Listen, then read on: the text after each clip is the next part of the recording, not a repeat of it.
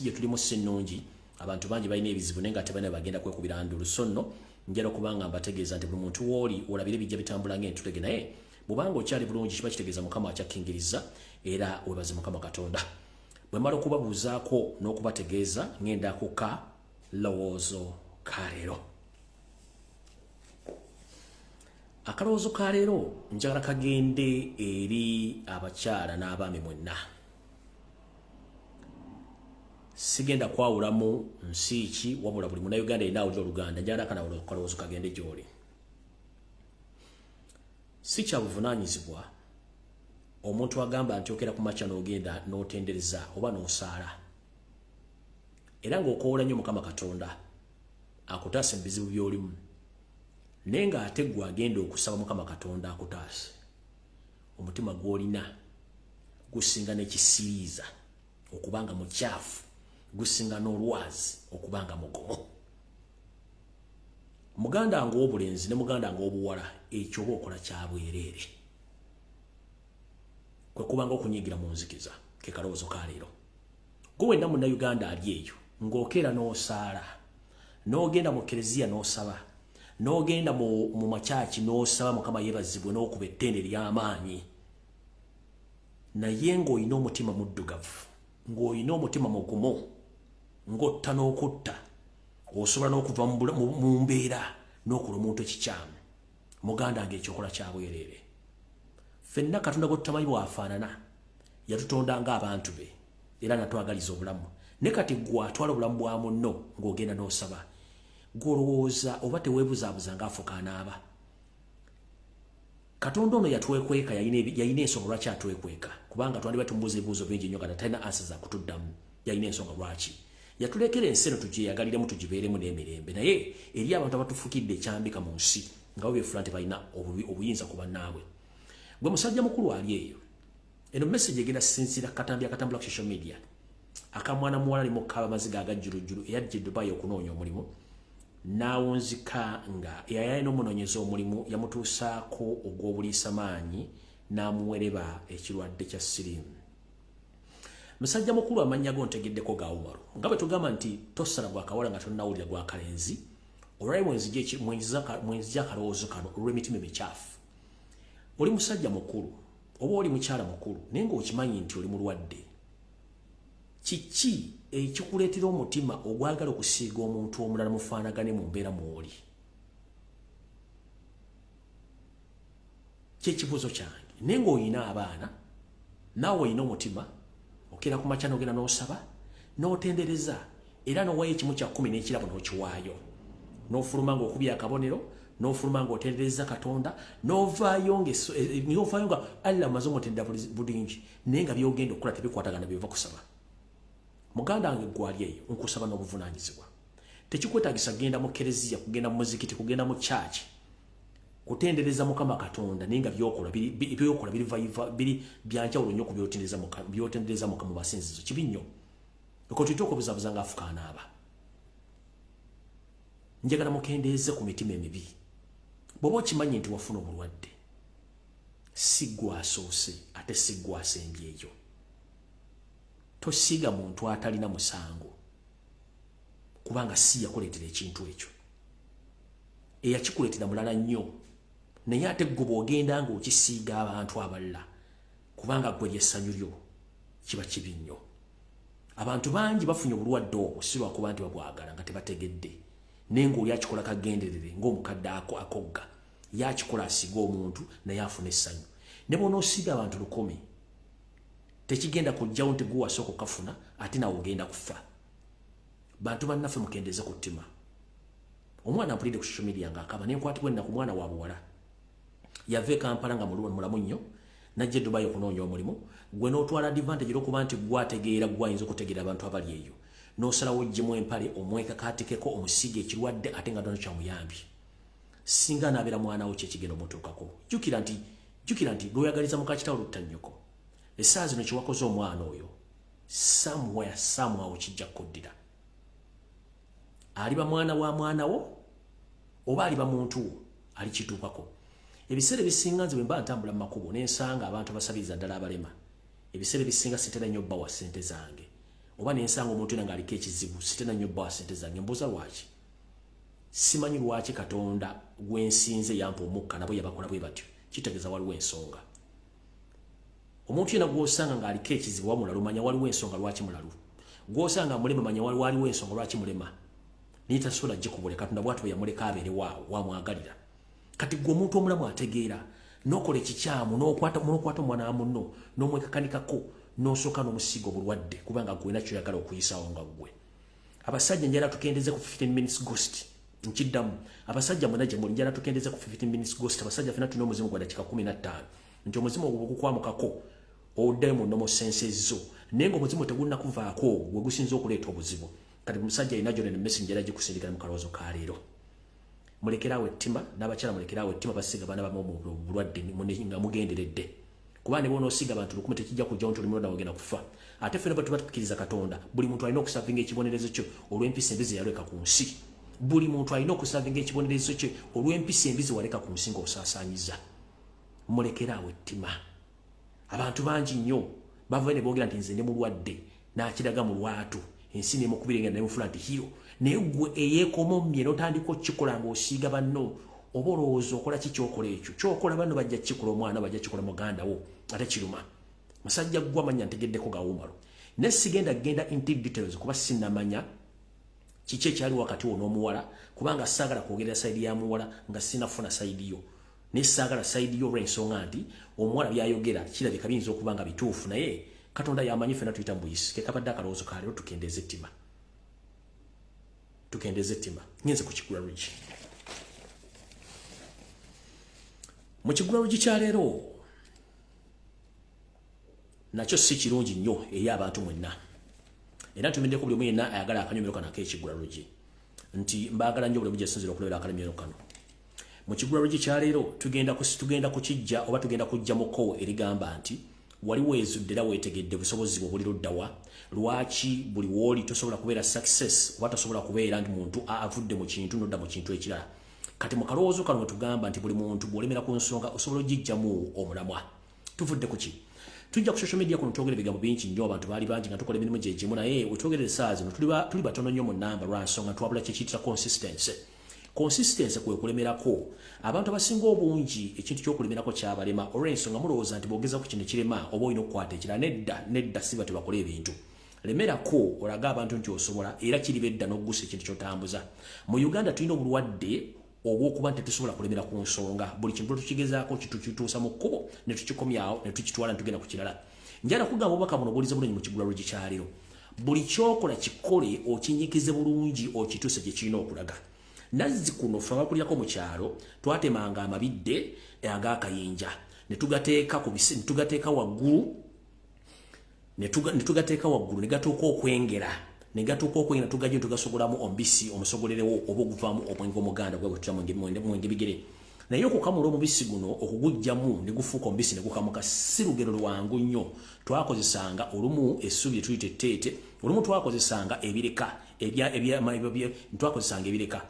endagala ezengeredde ezinatera okufuuka essanja okukamula omubisi guno oba ogusogola ne guvaamu naye era abantu bangi batasobola gukamula tasobola gusogola ne guvaamu wa ne gommoka bwe naffe abantu tulina okulemera ku kintu ekintu kyonna kikole kyokola okikola okituuse mu nsonga eno wammanga bw'obanga oli mubuulizi wa njiri buulira enjiri etuukire ddala ku mutima gw'omuntu ategere nti omuntu asobola mubuulira enjiri n'akyuka n'ategera Katonda yaani nga tutadde mbulimba tekikwetaagisa kutandika kubuulira muntu njiri etali ntuufu kubanga buli muntu asobola okwesomera Bayibuli n'agivunda omuntu gy'okoma mubuulira ekigambo ekimuyingira akyuka era ategeera nti Katonda gy'ali wabula omubuulira ekintu nga kya Mungu batagenda tegeera kati bw'oba oli mu ssumba buulira omuntu ekigambo ekituufu nga tombuzizza ajja kutegeerera ensonga yajja gitegeera ajja kwebaza emirundi gyonna tuukiriza ky'olina okukola okubuulira enjiri bw'oba oli musuubuzi suubula osuubulire ddala n'abasuubuzi abasuubulidde nabo basuubuliremu ojja kutuusa bizinesi gyo gy'olaga bw'oba oli musamize esamirira ddala ojja kutuuka okusamira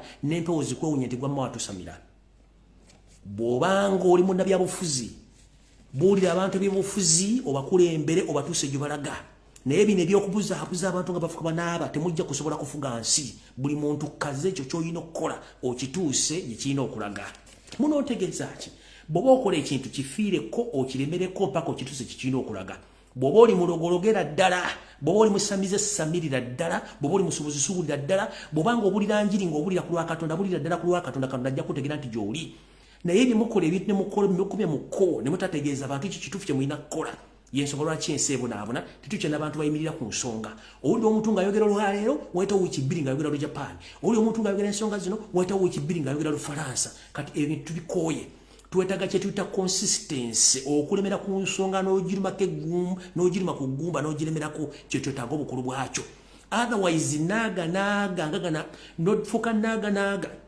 ngagana amazzi g'okulutimpa tegaterera gadde olw'olukwane gato toyina gy'ogenda kulaga that's why abantu omuntu osobola kubeera successful ndi mukola kakubere ku social media kuno kasita oluzinga consistency noba nga byogera abantu babitegeera kiba kitegeeza togenda kufuna abantu bakugoberera babuliza information yo so kati mbakubiriza omulanga ffenna twayingira struggle etandika butandisi kati gobanga oliyo ng'olinga eyakasibira embaale nga nti kimene kyaggwa tekikyasobola nkubuulira abasajja batwesiza bayidde njagala kuzuukusa buli muntu yenna yakola struggle zuukuka ebyokwevuma okuyomba tebikyana gye betutuzza ensi yaffe Uganda tulina ogirwanirira tutandise okukwata omusajja ku nsolobotto naye agiwulira kati ate mwebuzabuza nga bafuka banaaba twatandika ekintu tulina okiggusa kituuke gye kitulaga awulira nga tokyakisobola wummulamu owulira njagala okubaza nnyo abaana bali mu nju abakyalina omutima ogukola bakadaama mwe balekkola njagala okubaza abaana bali mu security nga mukyakola mukyali mu security mwe balekkola abaana bakola mu hoteli mwe balekkola abaana bakola obwa security mwe balekkola na buli omu gyali gy'oli mu kukola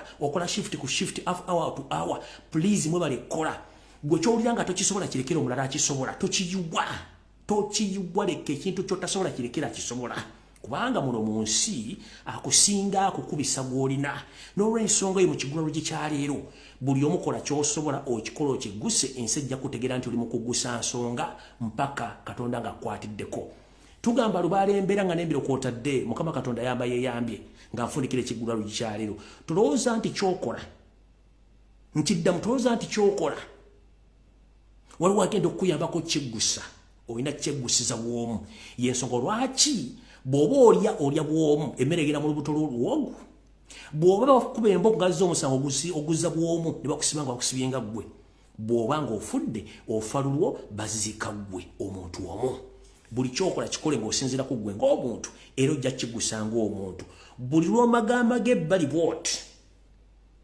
kiba kitegeeza kikulemye teeka eriiso ku kintu kyo kikola okigguse totunulira abantu bakwogera kubanga baboogezi baliwo okubeerawo nakulemesa totunulira nga muntu nnyako discourage nga kukola kintu kubanga bo kiba kyamulema kati bw'otunulira omuntu eyalemwa ng'atalagirira omuntu ali successful ne weewunya ensi gyeraga kati njala kugamba mwannyinaze muganda wange taata wange bw'obanga okola ekintu toteekanga amatu buli wamu teeka amatu n'amaaso go n'obwongo bwo ku kintu ky'okola kubanga eyalemwa ajja kuba nti ekyo tojja kisobola kubanga nange nakigezaako kati no please kola ekyo ky'olina okukola okituuse woolina okituusa kubanga gwe wakitandika tolina okukimaliriza towulizanga bigambo by'abantu kubanga bikujja kulayini ekigula LUJJI kyaleero nkifundikidde njala tandika program eyaleero mu butongole alright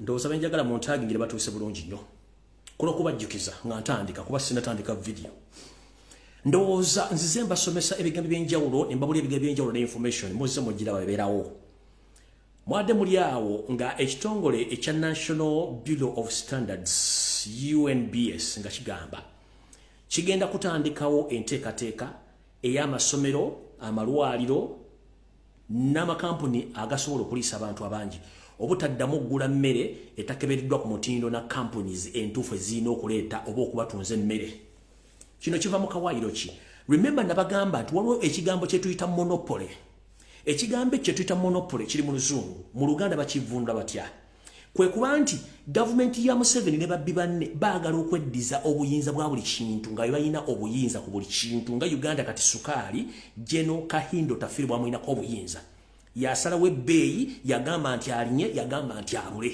kati monopoly tebakkiriza muntu n'omu kuddamu kukola bizinensi yefaananizaako n'oyo gy'ayagala mujjukire nti omugenzi Jenosalimu Sale yaddukanya ekugula ebijanjalo ne kasooli n'abantu abalala bakola emirimu egyo nga ne bawala ba Museveni mwe bali kati balina kampuni zaabwe eziri registered nga balina ebimwe bikuba katugambe Jenosalimu Sale alina ekapeeka alina nawo ne busega ku MKM bakubirawo engano kasooli na buli kimu kati bano bagambye National Bureau of Standards etandika okuyigga bannansi abayina obuuma balina store ezina kasooli ezina obuwunga batandika bategeeza nti tebasobola kukola business nga tebamaze verifyinga so ne balagira abantu abasinga obungi batandika okugula emmere ku companies ezitiregistered era ezimanyiddwa National Bureau of Standards kitegeeza ki bagezaako monopolizing business eno babengera ne business eno bagiri mucho kati abantu bona abadde bakola business y'okutunda kasooli binyeebwa kyonna kyonna ekiyitibwa nti kyakulya kikalu nakyo baagala kijja mu bannansi bakizze mu ngalo zaabwe ekyo tuyita monopoly nga gwe business oyagala gikola bwomu toyagala muntu mulala akole business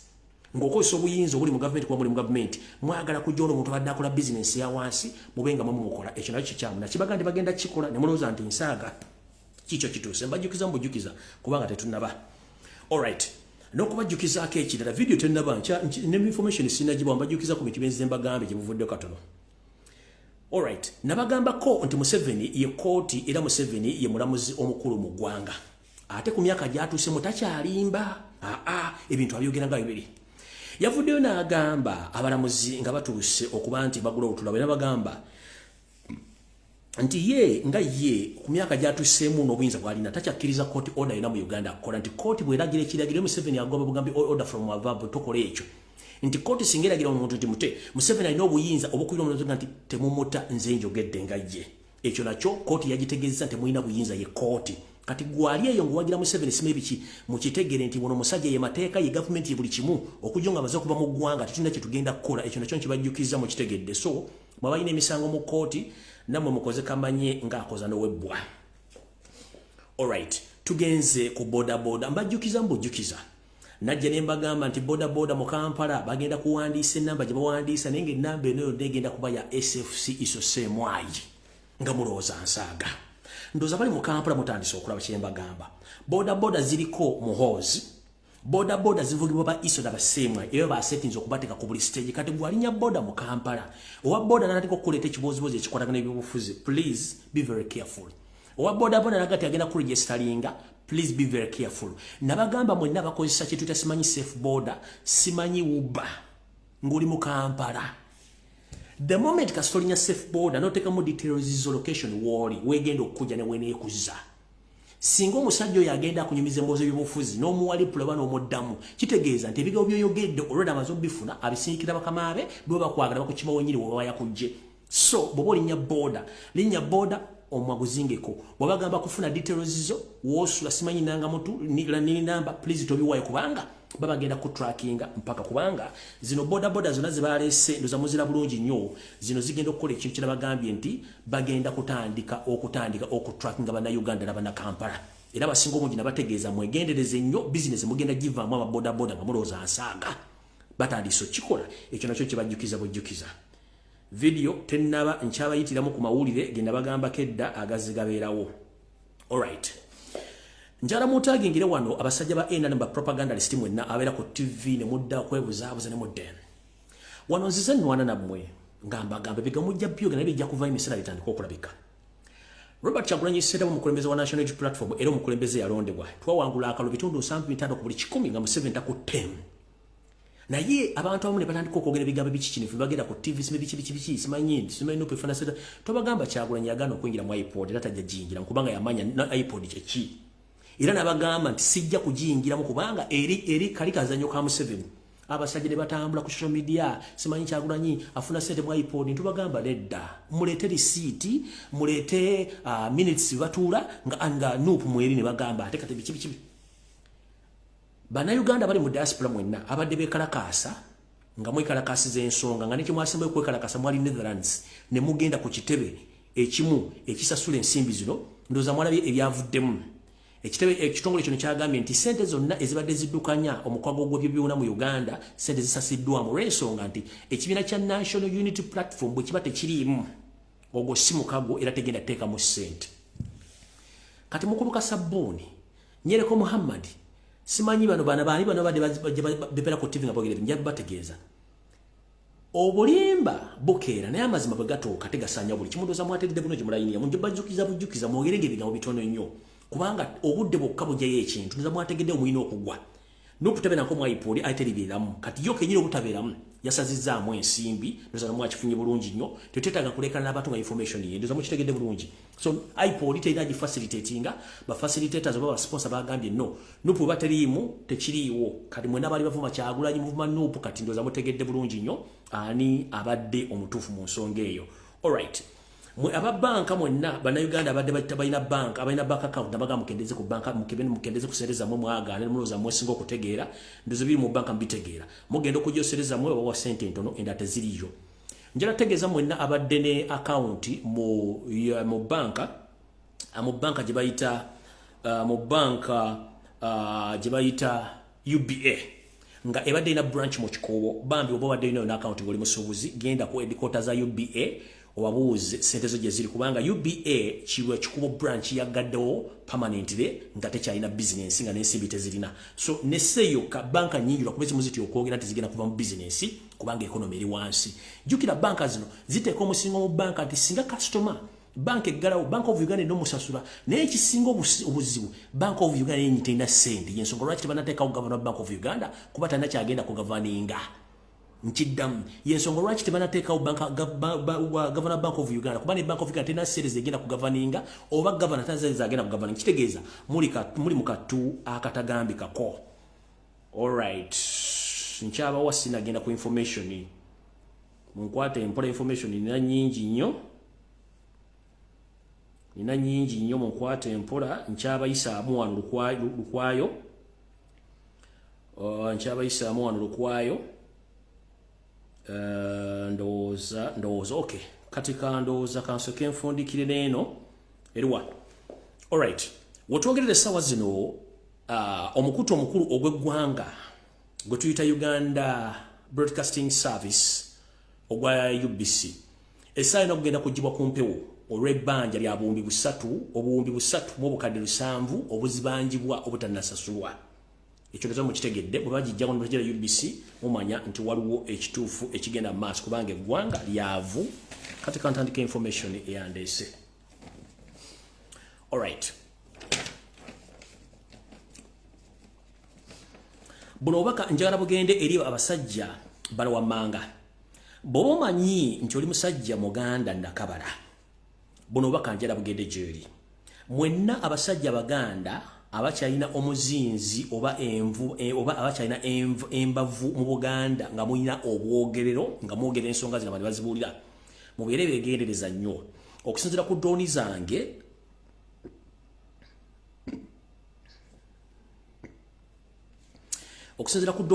empapula zezalabika ensayiningi nga zigenze mu kitongole ekitulugunya ekya ISO ne Semwayi zangambibwe ziti ntitegeeza abo bonna ba influence Baganda abakyali mu Buganda nga bano bakimanyi bulungi nnyo tebakwatagana na Kaloli Wasanya Salonga Mulengejja Mr. Araje mu Buganda nti eyabalula esiridde papula zamaze okusayiningibwa mwenna abasajja n'abakazi abategenda okusongebwamu olumwe nti muyinza okugibwawo nga nabo gisimufungize era bano abantu bano wammanga omanyi nti ogwa mu kiti kino naye nga tokkiriziganya na mayiga ngero kimanyi tomwagalira kodda ku bintu byakola wuuliriza nnyo ng'oli wasaza ng'okulira essaza amagamu musaza mu Buganda nga tokkiriziganya na mayiga bwe baddamu otegeko omukolo emmengo osobola ogenda naye tolya n'onywa oba n'entebe gy'ogenda otuulamu gyegendereza ennyo ng'oli wasaza abennyiriri mu Buganda ng'omanyi nti olina olunyiriri lw'okulira mayiga bwe baddamu okutegeka omukolo gwonna emmengo tonywa tolya n'entebe w'otuula weegendereze tugenze kuba emituba bw'oba omanyi nti oli wa mutuba wenna ng'oli mu Buganda ne bakola omukolo emmengo mu Buganda ng'omanyi tokolagana mayiga tolya tonywa n'entebe w'otuula weegendereze tugenze mu bw'obusolya bw'omanyi nti oli mu lubu lw'ababusolya bakulira obusolya nga toyagala mayigira tokkirizigana bigenda mu maaso mu Buganda nkwegayiridde bwe baddamu okuteeka omukolo emmengo kaabenga omutanda gyali okulya n'okunywa wepo ne woolina okutuula weegenderezeewo nnyo kubanga enteekateeka y'amaanyi nnyo eri abasajja n'abakazi ba Buganda bano kubanga bo bamuwadde mission ey'okubajja buli muntu yenna takkiriziganya naye bo bakole ebyabwe byennyini ebigenda mu maaso awo nvuddewo kale njala muntu agingireyo sente bahabula otabusira mutano wakale nsere temzezedde ensanga bisibe kale ekezi kayihula wepo ne mukulu sejjusa ntandisa bwetu munnange mutandisa okulaba ebintu bijja ku mawulire ng'amawulire speed bavuga nnene nnyo kino kiguddewo kiki ekiriwo okubanga pressure eri waggulu nnyo okusinziira ku biki bigenda mu maaso mu ggwanga wetwogerera waliwo omusajja ono gomuyita Karekyezi Kayihura erinnya bamuyita Kale Kayihura erinnya lino lya Kale litegeeza Karekyezi bali wumuza buwumuza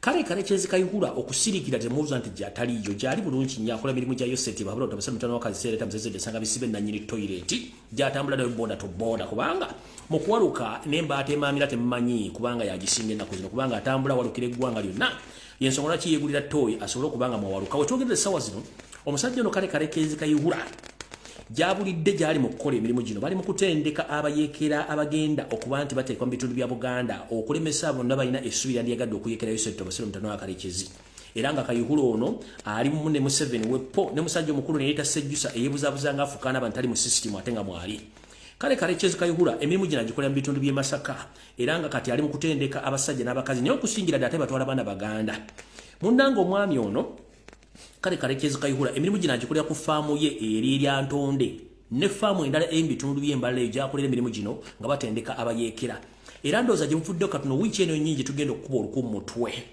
mwavudde ne mulaba amawulire nga batandise okwogera nti balabye ebibinja batandise okukwata ebibinja by'abayekera mu Buganda mu bitundu eby'enjawulo kino it is part of this mission Kayihura gye bamukwasiza n'omukulu Sejjusa kubanga bebakola ekintu kino okuba nti bakola ebintu bino mujjukire ne mukoddomi w'embuga gwe tuta Henry Tumukunde y'omu ku bantu abalina obubinja nabo obutendeka abayekera mu Buganda naye nga butendekera mukoddomi we Yuseti babula otabusere mutano wa kanisa nsi yaleeta mzeyizedde nsanga bisibe nyini toilet nga bakola emirimu gyegimu njala kubuuza bukyanga okulonda kuggwa leze muno ola Henry Tumukunde bukyanga okulonda kuggwa leo ddemu n'owulira Mama Mbabazi nedda waliwo ddemu n'owulira muntu yenna kubanga bakola omulimu gwe gumu kubuzaabuza ofuge kati bino byonna mugitandika okuwulira mawulire mbu simanyi waliyo abayekera no bino ebintu byonna Museveni Karekyezi Sejjusa bibali mu kukola ebintu bino ne Henry Tumukunde bibali mu kukola ebintu bino nti ye baagala kuba nti bateeka buli kintu kyonna ekisoboka okubanga bakola ebintu bino okubuzaabuza bannayuganda ndoza mukitegedde bulungi ngenze maaso wano nno wali okulya n'okukomba essowaani Yoseri tibahabulwa tabasira mutano wa Karekyezi yaleta mzezedde nsanga bisibe nyini toilet wa nyini kabuyonjo yavaayo n'ayogera lunye nti ye orders zize azikola okusinzira abayagalidde teri muntu asobola mugamba kikyalina kukola kubanga yetegerera ensi yagiwamba n'agitwala kati wano wenjagala mutuuke bulungi nnyo mwalabyeko omukyala gwe bayita Pasisi Namuganza nti yabadde akubiddwa amasasi ewandegeya saagala mu kiwobudde temukirwako Pasisi Namuganza yabadde stand ngaye bali bakoze eya Nandutu ndi bamukubya amasasi kubajjukira tubavuga speed Nandutu tubamukubanga ku masasi yali stand nono Pasisi Namuganza naye yabadde stand bagenda bali mu assassinatinga eyo nayo yabadde stand rensonga Museveni pressure ebayitiriddeko olw'ensonga nti balina ebintu bingi ku mutwe nga kwe kuli n'amafuta agabafuukidde ekyambika kati wano we tugenda okulabira omuvubuka ku muwala n'omulenzi mu nsonga zino wammanga kano ke kamu ku katambi akabalaga nti bano abasajja oba mu missioni zaabwe kansoke zijja nabagamba nti bw'olifuna omuntu yaliko mu nsiko ojja kutegeera Museveni yaani biki byakola balina mission esooka yakutta Baganda bonna bamalawo mission ey'okubiri yakubba nakusaanya kati bino ebigenda maaso saagala gabere mawulire ntera muzuukize buzibu nti abasajja tulina babbi one Museveni akimanyi simu na Uganda n'akakundi ke konna bakimanyi bulungi nnyo lwakuba nti mu myaka egiyise ebadde teri muntu asobola kwogera nsonga zino nga bwenzogera obanga omukulembeze wange yakumyewo gwe mumanyi oligino bwabadde bweyazogedde ennaku bbiri mabega abasigadde bona badde boogera kati ffe engeri gye twasala leero munne tujja byogera bw'osirika ofa bw'oyogera ofa kati katubyogere nzize mbagamba lunye ng'omusezi agule siya nti ngenda kukavulirako bantu bange nga mulowooza nsaaga Yoseri manyi kuno kwoli mukazi wo kwali kati kambaye sina kyabakolera kubanga ekikutta obudde kigenda butessawo yonna story etandikete mu mission ennekusifu gye baateesaako bonga bwe bagamba tulina okusaanyawo Abaganda tulina okubba buli kintu kyonna ekyetaagisa okubba tuzimbe eggwanga eryaffe erya Rwanda tuzimbe empire yaffe ya Tosi buli wamu tugenda teekawo omuntu waffe asobole otukolera omulimu tulina okutuma amannya abantu baffe tubatuma amannya ag'abantu abali Abaganda tusobole okuba nga tukola ensonga zino buli kimba kikoze nga mukiraba kati kankwabiza abantu bano mutegeere mu nsonga y'okubba n'okutemula n'okusaanyawo eyo bagikoze bulungi nnyo.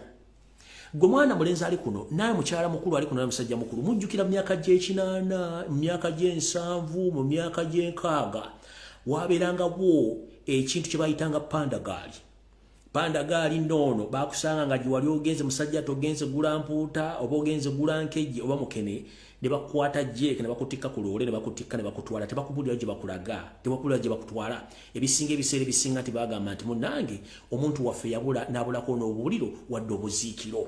Kati embeera eno ekyuse mbukyusi nti olw'okuba nti Yose yafunye chansi yali buyinza kati yaleese ekino ekya drone kibaddeyo ebbanga lyonna drone zeziwamba ne tujjawo kiro ekya pandagaali teyawulanga muntu kubanga bayagalanga kutiisa bantu. Kanjala bagamba officially pandagaali yakomyewo ate nga Museveni kennyini aje olaba yakolanga ebintu bino nga tali mbuyinza talina mmundu kati yali mbuyinza yalina kooti yalina amaje yalina essente. Kitegeeza mu Uganda wooli oli waddembe okutandika okulwerwanako mu ngeri yonna esoboka era ekyo kikuwewa constitution ya Uganda kubanga bana basajja bajja kusaanyaawo.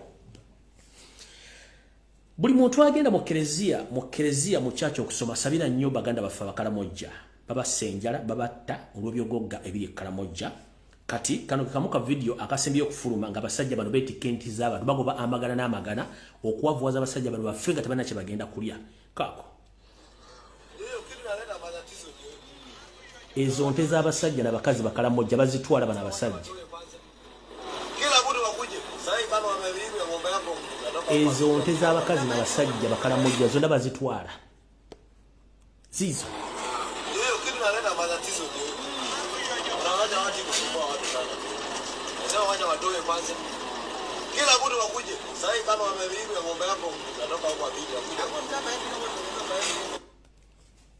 Oza mukitegedde bulungi abasajja n'abakazi Bakaramojja babatwalidde buli kintu. Kati muyina amawulire ge mwagala okusooka okumanya naye kansooke mbagambe bwe nti nzize mbagamba Uganda terina kintu buli kimu baakitwala mulowooza nsaaga naye olina bagamba nti Uganda yesinga obugagga ng'oggyeko eggwanga lya South Africa ndowooza ne Congo. Uganda nsi yakusatu mu bugagga mu Africa yonna ng'oggyeko South Africa ne Congo Uganda yakusatu mu bugagga mu nsi yonna but unfortunately we have nothing due to the fact that we are led by foreigners. Mukulembeze yavudde n'agamba nti tuli Museveni ayogera kuba colonialists aba colonizing Africa. Bwe tugamba colonialist oba omuntu ya colonizinga ye muntu kitegeeza ye muntu omugwira eyava gy'avudde najja n'atuuka mu kitundu kyo n'akuggyako obuyinza bwo n'okolera ku biragiro bye n'okolera ku mateeka ge era nga waddembe n'okutta oba okukusiba ng'ojeemedde ebiragiro bye. Nkiddamu ekigambo kye tuyita colonial oba colonialism oba colonialist ye muntu ava gy'avudde najja n'ayingira mu nsi yo n'akukwata n'akusiba n'akucunya n'akubulya by'olina okukola mu Biganda n'akutta n'akusujjako ne by'olina. Kati abazungu kye baakola mu mawanga gasinga obungi we baakola nekitula okutunda abaddu be baasasanya mu nsi yonna. Kati omukulembeze yakibanyonyiddemu nti ne Museveni kennyini agamba nti alwanyisa ba colonialist ng'ate yabakolera. Museveni is a black colonialist. Ye mugwira omunyarwanda Yose tibahabula tabasira mutano wakati jensere tamzazide nsanga bisibe nyini toilet musajja mugwira simu na Uganda sigenda kibaddamu lundi gusooka oba gusembayo. Museveni simu na Uganda kuno kuoli Yose ne bokanula amaaso ng'ente erinnya lole gye banywezeza omukire ino okugulinya ne bonokanula amaaso ng'embate uta supu ku kyoto. Oli musajja munyarwanda eyajja okusaanya weggwanga oli colonialist wajja ku colonizinga Uganda era ng'okikoze ndoza kiri mu 60% naye tetugenda kukkiriza kukola fujjo lyo.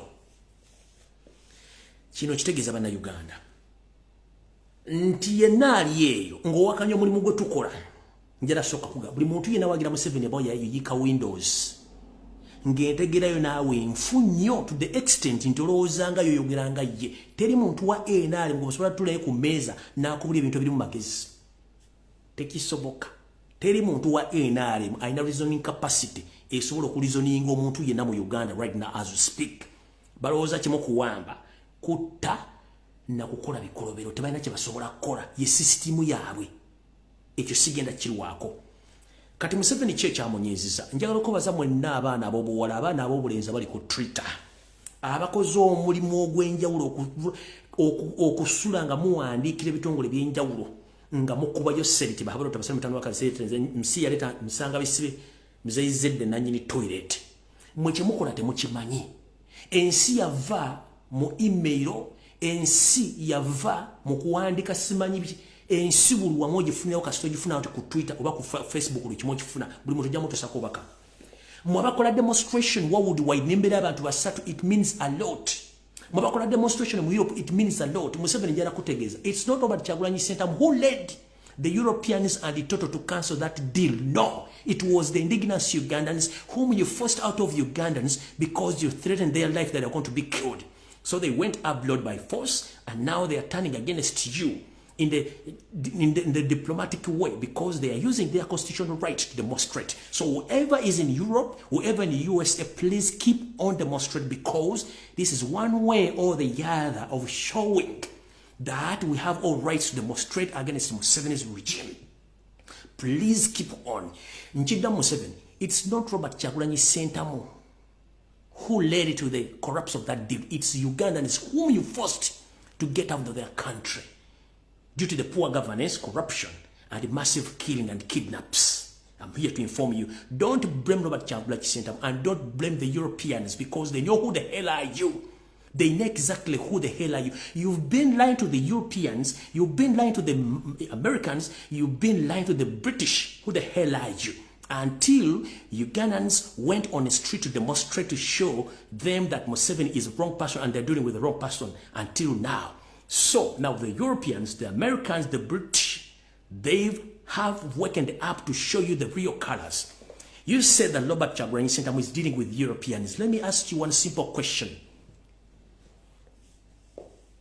During the war which you waged in 1980s, who funded you? Those were the Europeans, the British, and the Americans.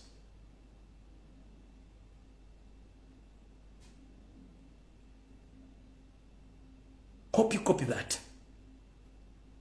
So, if we are to fight you, we are not going to inform Ugandans. We go straight to those Europeans, the Americans, and the British to tell them that the person whom you're funding is killing Ugandans. And they review our reports. They monitor our demonstrations.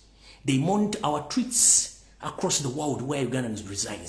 And they make decisions. So don't blame about Kyagulanyi Ssentamu. Blame yourself because you failed to control yourself. Because you came to destroy Uganda.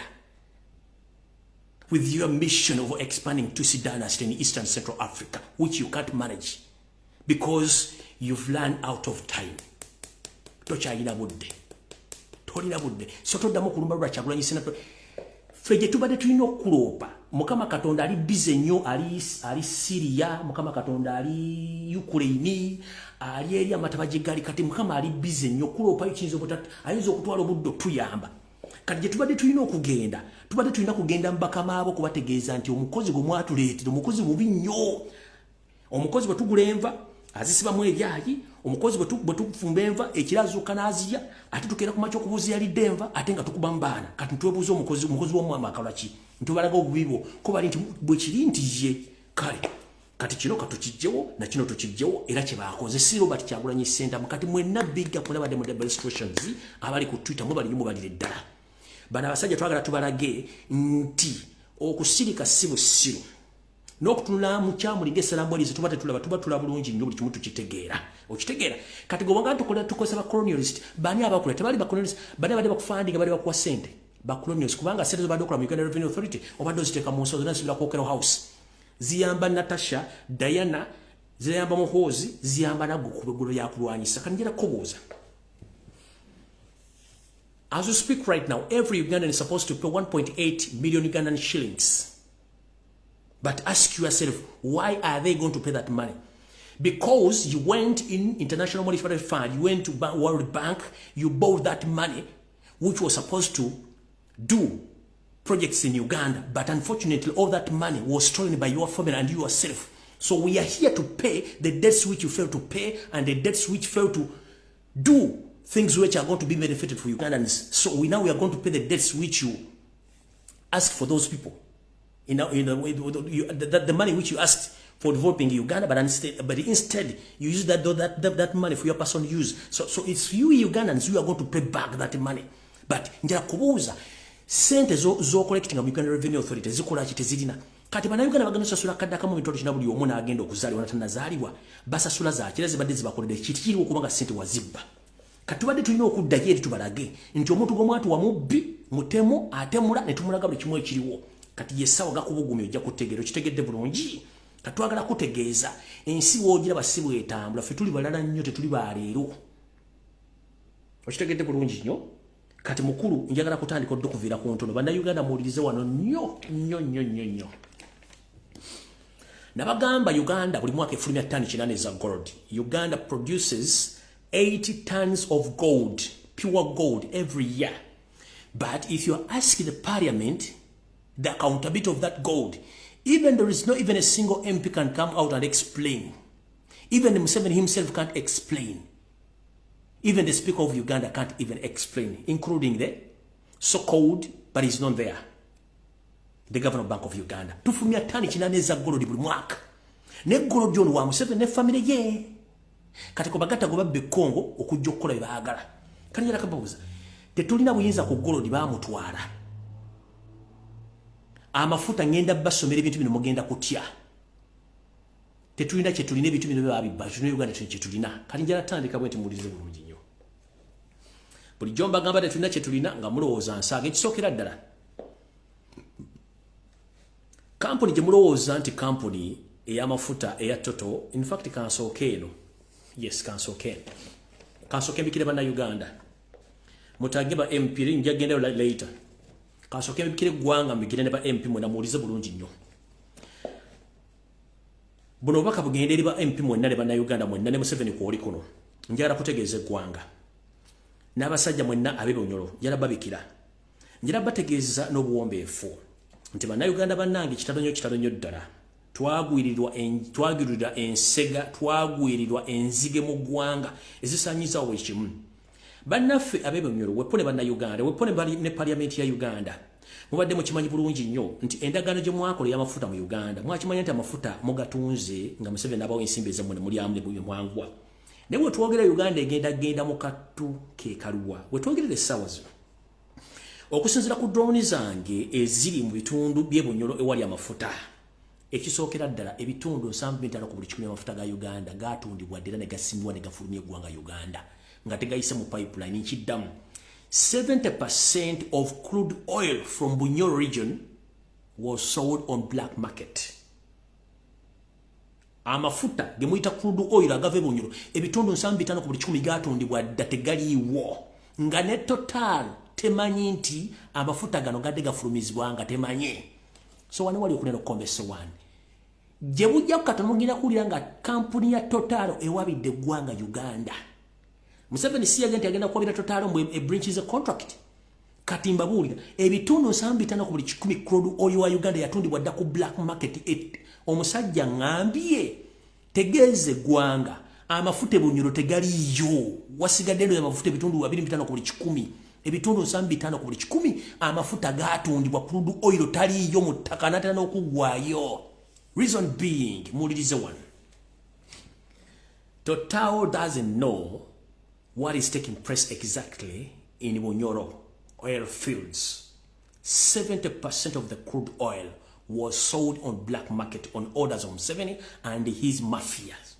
So soon or later, don't be surprised if Total comes out and sue Uganda as a country due to the breach of contract because already crude oil was sold on black market. Ebitondo 75 ku buli 100 yatondibwa.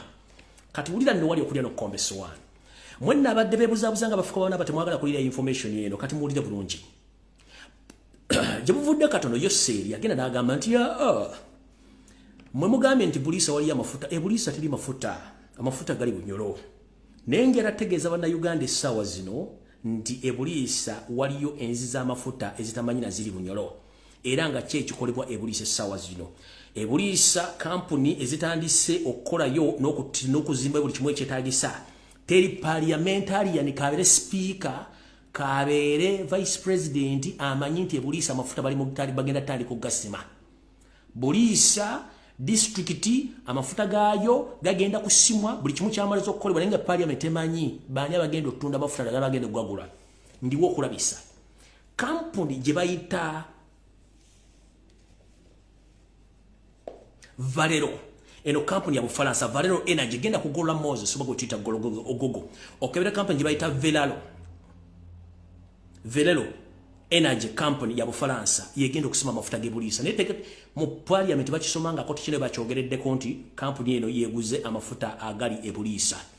If you want to prove this, ayogera mwamagamaga njala balaga mutegeere omanzi byange mbira ko ne bwino bulungi nnyo gwe saagala muntu addaawo atandike kola ate omusajja ayogedde bigo bino yakoze bwati ne bwati. Eno gye tuyita buliisa ndoza mugalaba ne teri member parliament no mwakimanyi konti buliisa amafuta gayo bagatunda yiyo. Ezo na pipeline batandise okukola nenga amafuta parliament ekimanyi buliisa wali amafuta nenga geewunyiro bagatunda dda. Mugala bulungi nnyo eye buliisa amafuta gago batandise okugagula nenga company yagatunda yagaguze ye bayita company ya Bufaransa bagiyita Valero Energy. Genda kugula Moses ogisomeko ebijefaako ojja tegeera nti nagebuliisa Museveni yagatuna nga tategeezezza gwanga tategeeza muntu yenna nagaguza company eyo yagaguza company eya kanji basomere wano bulungi nnyo. Genda kugola Moses okebere company eyo. Company bagiyita Valero Energy VALERO Energy company ya Bufaransa yegula yetuta amafuta gawa gebuliisa. Mumpulirize bulungi nnyo kati awunvudde omutegere bulungi nnyo. Era company nyingi nnyo eziri mu kutambuza ebyamaguzi obituusa ebuliisa so si eri Museveni gyagamba nti gyatunda amafuta n'agawa company eya Toto. Mulinde company ya Toto kujja kuwabira Uganda ate musasula omusimbi ogutokomoka obungi nnyo olw'okuba bano basajja babbi. Mulya bulungi nnyo katugenze mu maaso. Museveni de family ye bali mu akatagambika era nga bali mu kituyita panic mode. Olw'ensonga nti ensimbi zibe ku BMP nga otwogerere essawa zino muwulire ekiranga ekyokubiri ekyokubabikira. Uganda zaabu era eringa olusuku olulimu sementi nga gwotemubotemu matooke tojja kuddugala. Nga otwogerere essawa zino njala bategeeze eggwanga n'obabikira nti n'amafuta agali mu Tanzige getuyita agali mu Lake Albert nago bagaguzizza China bagaguzizza company eya China yegenda ogatwala. Era nga gano basubira okufunamu obutitimbe bw'ensimbi bonga bo kubanga bakyetaaga okufuna ensimbi nyingi nnyo olw'okuba nti bo baagala okuddukanya okutwala amafuta gano. A minute please. Already amafuta gano bagatunzizza kampuni ya China aga Lake Albert. Era nga kampuni ya China bagiyita Sinoko ye kampuni eyaguzibwa amafuta ga Lake Albert era ng'eneetera ogasima bulungi nnyo naye ng'era wewunye parliament ena kyemanyiko ku mafuta gano aga Sinoko ge yaguze nga nago already ensimbi bazikutte dda bulungi nnyo. Ndoza mutegedde bulungi nnyo kubanga tebaagala abantu bategeere nga ba-interfering information okuba nge batuukako bulungi nnyo. Ndoza mutegedde bulungi nnyo ebunyologo 70% gatundibwa ku black market ku Toto tekimanyiko. Toto France tekimanyiko.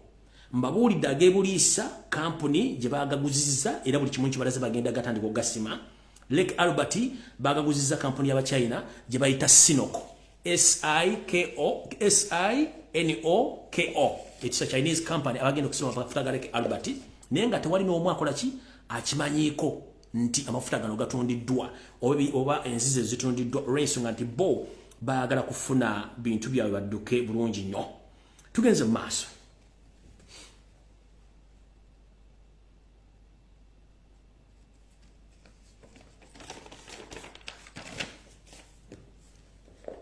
Kati wano nga sinagenda eyo njala sooka bajjukiza. Alright. Njala sooka bajjukiza. Mwenna bana Uganda njala sooka bajjukiza ekintu kino. Mwenna basaba mu America ne basaba okugenda okukola kyetuyita petition ku visa ya Muhammad Nsereko bagisaze mutajja mu ggwanga lya America.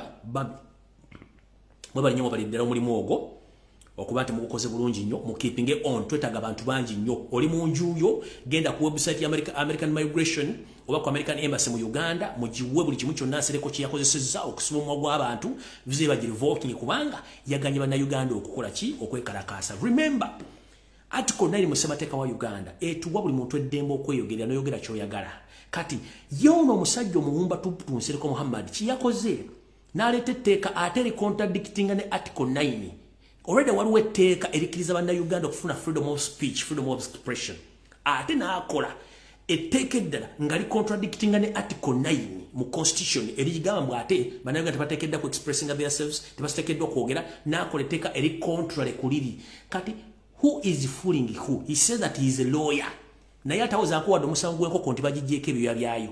Tawoza nkuwadde n'omusango gwa kabizi nti kayise ku muzikiti nga kamenye ekiteeka takikolangako. Wabula mubuulire genda kukanula maaso kuwandika amateeka ate already agali mu constitution nga gali contrary ku liri eririwo ne bwebuuza who is fooling who? Mbaga nti brain is a monkey, cow mentality, bano tebategeera, bategeera lwakubiri nga mulowooza nsaaga. Kati mwenna abantu abali mu America, kwata laptop yo, kwata essimu yo, genda ku website ya migration eya America, ku border control unit ezoneza migration muwandikira abantu abo, American embassy eri opening, muwandike musindika baluwa, mulabe ekivudde mu demonstration. Oyo bamugadde, iPod bagigadde. Kati gwatawandika baluwa ku migration oba ku home office e Bungereza kiki oyagala oba oyagala ki? Waliwo ebintu bitwanguyira. Just pick up your phone, write your message, send the message to home office complaining about Nsereko Muhammad so that they revoke his visa. Abenga asigale Uganda jetagala freedom of speech abereyo. Aina visa ya America, aina visa ya Bungereza. Mu Bungereza aina omukazi gwagenda okuwasa n'empapula certificate zafuluma. Byonna mugambo musajja ono yakawasa bakazi 7 abalina ng'abagoba. Kyeki mwagalisa kubanga bakimenti government egenda kyuka bajja bakwata. Please muwandikire home office etteeka yalikoze ate gyagala okujja wali freedom of speech. Okwata essimu yo n'owandika ebbaluwa ne bwanga wandisa paragraph 3 n'oteekako buli kyonna ekikwata ku Nsereko tekina kikujjako. Okuwandika kusindika message ku home office oba ku American ku British Embassy tekina kikujjako. Tetugenda kutumagula mundu oba gula sasi bagula kino. Oli ku laptop yo, oli ku simu yo, gola Moses wali website weziri muwandike muteeke mu complaint zammwe. Omusajja ono asigale gy'alina okubeera. Twagala nti bw'abanga e Uganda gifudde kiyumba kya mbizi nga naffe bannayuganda tufudde embizi, kati naye yennyini afuuke embizi asigale mu Uganda ffenna tubeeremu nga tuli mu kiyumba ekyo kisambiramu ettaka. Lwaki ava mu kiyumba ky'embizi n'agenda ku seminti w'e Bungereza? Lwaki ava mu biyumba by'embizi byaga nti Uganda nfu agende mu America? Mu America baagirwanna gye bali. Lwaki mumuleka ayinaayine ng'embuzi eyasize ekibya? Muwandiike. Olina essimu, olina laptop, osobola okukuba essimu n'obagamba ne musajja bwati state agent yakoze etteeka bw'eriti eririnnyira eddembe ly'obuntu. Kati ate Europe ye teyagala kumanya ddembe ly'obuntu kasi toyogera ku ddembe oyo oba owedde. Omusajja mutuyambeko ng'obudde bukyali. Mukitegera bulungi jjo, mutuyambe ku musajja muwandikire home office, muwandikire migration department ya America, American embassy mugiwandikire, mugende ku tweet ku bajja mbawandikire. Bwatubanga akola fujjo ffenna tusigale mu Uganda nga tuli bakyami. Naye asigalemu omweyaddugalira ng'enzizi asigale mu Uganda nga tavaamu aleme kujja Bulaaya kubanga Bulaaya gy'ayogererako abantu baagirwana. Mukitegedde bulungi, sigenda kudda waawo ekyo nga nkimaze. Njala mutagingire omukyalo ono eyeyita permanent secretary wa Minister of Health. Mukyalo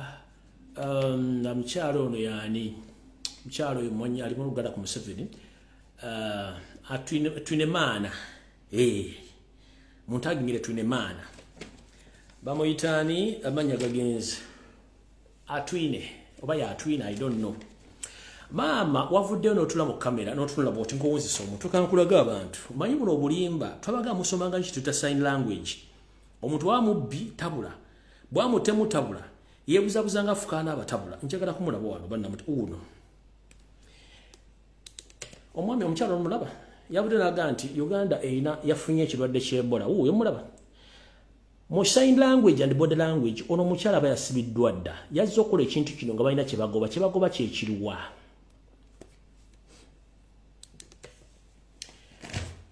Genda ku mutimbagano ogwa World Health Organization obategeeze nti mu Uganda tetulina Ebola wabula tulina ekizibu kya Museveni n'ababbi banne. Mubagambe nti government ya Museveni bali blocked the extent of series the police wadde w'amagye. They are looking for money. That's why they announced officially that Uganda Uganda, there is an outbreak of Ebola in Uganda, but the problem is not Ebola, no. Everyone hope you know where Mubende is located in Uganda. Mubende is located in the Buganda region. Which Buganda region is rich in minerals? As we speak right now, in the Mubende region is the part of Uganda where that part is rich in minerals, more especially gold. So these people, they are trying to chase away people from their land so that they can spread that land to get minerals from that land. So there is no Ebola. Teri Ebola. Museveni family ye omuli Toyota simanyani kasasiro. Bibali mukusima gold e Mubende. Kati eche kyalo ko bazudde Ebola. Kuliko ebyobugagga ebingi mu ttaka. Engeri gye balino kikolamu kambazeeyo ko katone mabega. Mutera okulya mu ggwanga lya Congo bagati waguddeyo anthrax, waguddeyo Ebola, sime waguddeyo anisme. Baba suddeyo buwuka obwo to dispatch people abagobe badduke baveeyo mu kitundu. Bano bajje bakola clearance basime ebyobugagga. Kati kibakola. So there is no Ebola in Uganda. This was a trick by Museveni and his mafias to chase out people from land so that they can occupy that land by force, by pretend that there is Ebola. We don't have Ebola in Uganda. We know all the tricks. Mu Uganda temuli Ebola. So muchala twine mana. Simanyi gwa yogera Minister of Health. Bambi tuyambe tukoye obubbi bwammwe. Mujja na kubba empitambi mu buveera tukoye. Naffe kenyini kati abasale naffe bagenda mukamu gwa tulakira nti muyinza okukwata bya UFN mbiteka mu buveera mu bibba. Obubbi bwasusse. Mumuzeke entwingiriza mmwe. Mwe buli kimu mulowooza kubba. Newe bakano kati nzibye ntya kati. Ntemudde ntya kati. Naye njala kubuuza mu bakazi mu ne basajja mmwe. Ebintu bino mugenda bitwala. Oli essuwaani emu, oyambala nika emu, ovuga emmotoka emu, osula mu kitanda kimu. Bino ebibugaga mwekuŋŋaanyizaako mugenda bitwala luddawa. So I'm here to inform the international community, more especially the World Health Organization. We don't have an Ebola outbreak in Uganda, in the Mubende region. No. This is a well-planned move for Yoseri Museveni Bahabulwa. Because the area called Mubende is rich in minerals, natural minerals. So now they decided to announce the outbreak of Ebola in Mubende so that they can chase away the local people in that area so that they can occupy that land with the help of military and Minister of Health so that they can get those minerals. So we don't have Ebola in Uganda. Don't be lied to because Museveni is good at lying and forging so many things. So World Health Organization and my fellow Ugandans, don't be fooled. There is no Ebola outbreak in Uganda. It's a well-planned move, as now they are doing in Karamoja, chasing away people to occupy the land to take minerals in Karamoja. So the same, it applies to Mubende. We don't have Ebola outbreak. No. A big no. Abali kututa. Mugende ku mutimbagano gwa World Health Organization mugitereyo obulimba bwa Museveni. Fe tuliwo kuba exposinga. Fe tuliwo kola ki? Kuba exposinga kubanga tetwagala kumanya abantu bano olw'obusiru bwabwe. Mukitegedde bulungi nnyo. Dana atwine eyita Dana Dr. Atwine. Kyonna ky'olina ky'obaza genda okirimba ennyoko ne kitaawo fe tukoyo tubuzaabuze. Tetulina Ebola. Ebola taliyo. Mupulaninga kutwala ttaka ly'abantu kujja mu byabugagga. Kati ekyo olw'okuba mwabuli amafuta bagabajjeko olukyumba akibajjeko kati mwagala kwebuzabuzanga bafukana aba. So mugende ku Twitter tetulina Ebola mu Uganda. Taliyo. Ekyo mukitegedde bulungi nnyo. Nvudde ku babanyampi mubeera kuno bamanyi bulungi nnyo. So ekyo kyo mukitegedde bulungi nnyo. Njala genda ku nsonga endala erudda wa. Ensonga endala yiino. Alright. Bwe tubagamba nti Uganda abagirimu bonna babbi era buli omu mubbi mutegeera kye tubagamba. Njala sooka basomera kakyate kano makategeere bulungi nnyo. Kampuni ezawandiisibwa ezitwala amafuta ga Uganda muziwulire bulungi nnyo. Bakaba postingire wantu wonna. Njala kabasomera mu Luzungu nkabadire mu Luganda mutegeere buli muntu yena ategeere. Ze zino kampuni ezagabana amafuta ga Uganda mu butongole. Ulira. Abroad representatives of East African Crude Oil Pipeline Company. Kekano oba buno obukiiko oba company ezikiikirira pipe oba ezikiikirira line oba omukullo gw'amafuta agava mu Uganda okuyingira mu Tanzania gye bagenda ogakamulira. Kampuni zino ze zino wano wammanga mumpulirize bulungi engeri gye bagaba n'amafuta g'eggwanga. Kampuni esooka Museveni gye yagenda kuwabira bagiyita Total Engineering.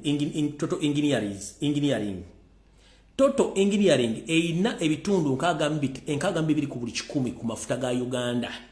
Total erina ebitundu nkaaga mbibiri ku buli 10 ku mafuta ga Uganda. Bani abakiikirira Total mu kukola endagaano eno? Kuliko Grex Philippe, General Manager. Kuliko Nampera Mbowa Mariam, Deputy General Manager. Kuliko Gavoldo Jen, Business Development and Cooperative Affairs Director. Eyo Total nebange ekomyawo.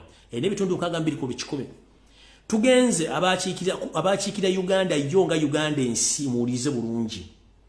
Ku bitundu 10 Uganda inako ebitundu 15. Bani abakiikira Uganda abali kola endagaano eno? From Uganda National Oil Company UNOC. Tuyina ebitundu 15. Ulira amafuta gonna Uganda gerina agali ebunyolo ge batondedda tuyinako ebitundu 15 ku buli 10. Bani abali ku ndagaano eno? Kwaliko Nabbanja Proscovia, Chief Executive Officer. Sisuubira nti wabera Nabbanja muna Uganda. Tugenze ku mugagga Emmanuel, Chief Financial Officer. Unoyo siruza nti mugagga.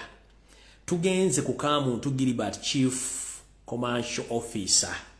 Gana amanya bagateekako okubalooza nti bano banna Uganda abe bali bakiikiridde Uganda.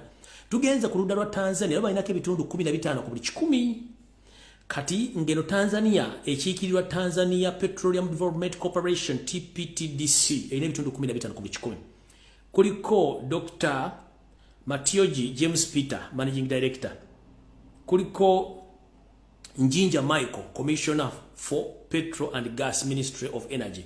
Kuliko Musovu Safil Fahamel, Monitoring and Evaluation Manager Tanzania. Tugenze abaliwo ku lwa China. Kulia ne China yagatwala kwa ine bitundu 8 ku buli 10. Abava mu China bebaita Chinese National Offshore Oil Company CNOOC baina bitundu 8. Kuno kwe kuli Chen Zoa ye president nenga atula mu Uganda. Kuliko Hu Wenjei ye vice president ira nenga atula mu Uganda. Ulira kuliko Song Yunping ono erigo and commercial department manager.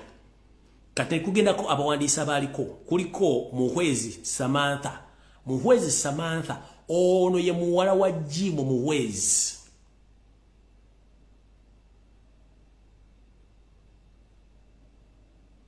Ne kubeerako LC ono LC Smile Secretaries Limited ono ye muntu endagano nebeera bwetyo age mafuta ga Uganda geje gagabano wa mugala bulungi nyo.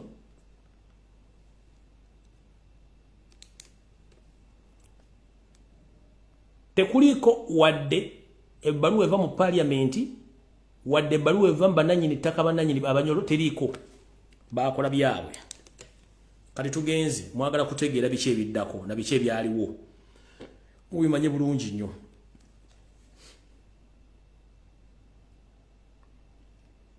Kati Samantha Muhwezi ye legal director of Total Engineering. Kampuni eno weewuunye terina mu Uganda. Kampuni eno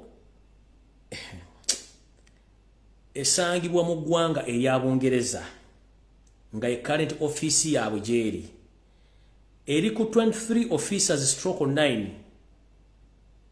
registration Muhwezi Samantha. Correspondence address eri ku mwaliro 18 eri ku level 18 stroke 10 Upper Bank Street, Canale, Wife, London, United Kingdom, E14 5BF. LOL active secretary appointment bamulondanga mu 7 March neba zinembwa zitumanyidde.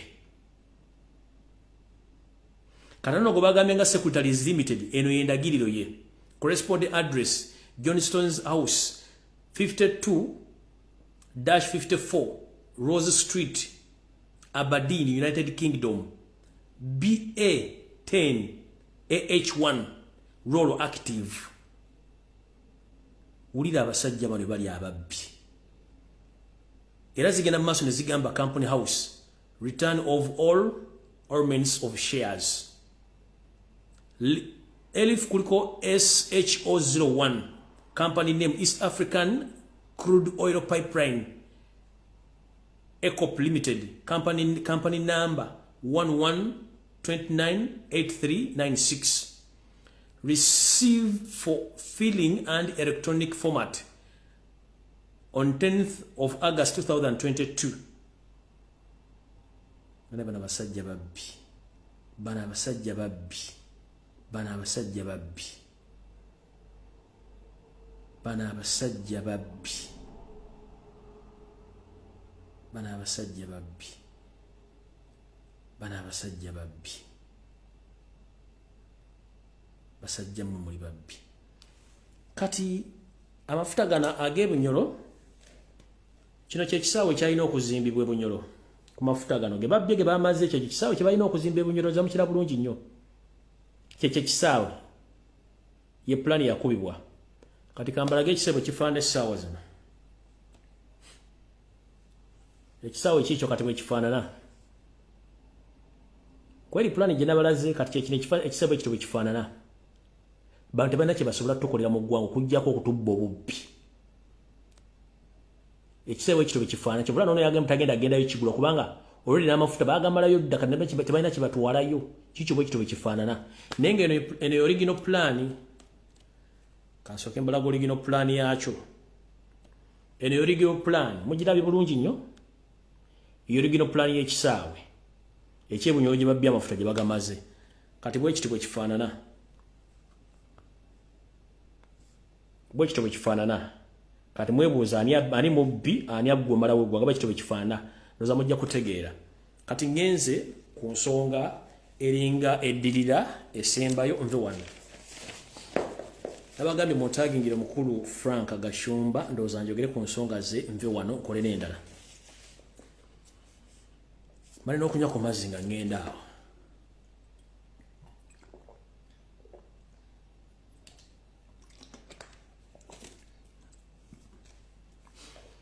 Mukulu Kasabuni nkulamusiza nnyo kansubire nti oli bulungi kibalako gy'otusaako engalo.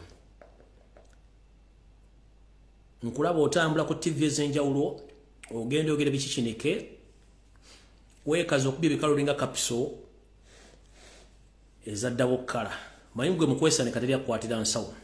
Gashumba nkugamba gwokuba ebikalo linga kapiso zizino eza MP Clocks wena n'onywera muli n'obeera kapiso bagisumula bagenda jimira kati naye bw'oti bw'otambula. Otambula okubya ebikalo wenna weefundikidde. Naye nga kumbe tolina magezi. Kankusomesa olwaleero. Wavuddeyo n'ogenda ku kooti ng'omujulizi obeerewo nga basiba omwana omuganda gwe bayita Jakana Nadduli olw'okuba bamunese mu kooti afune beyiro n'oyogera Olufalansa n'oyogera Olukikinike n'oyogereramu n'ensobi.